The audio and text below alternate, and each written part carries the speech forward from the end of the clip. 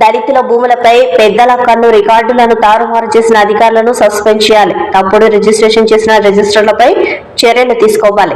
దళితుల భూములను కాపాడాల్సిన ప్రభుత్వ అధికారులు మామూలు మత్తుల్లో జోగుతున్నారని, రికార్డులను తారుమారు చేసిన అధికారులను సస్పెండ్ చేయాలని, రిజిస్ట్రేషన్ చేసిన రిజిస్టర్లపై చర్యలు తీసుకోవాలని సమాచార హక్కు పరిరక్షణ వేదిక రాష్ట్ర కార్యదర్శి ఎన్కేజయన్న ఆవేదన వ్యక్తం చేశారు. శుక్రవారం కర్నూలు నగరంలోని 48వ వార్డు రోజా వీధిలో దళితుల భూములను కాపాడాలని కోరుతూ సమావేశం నిర్వహించారు.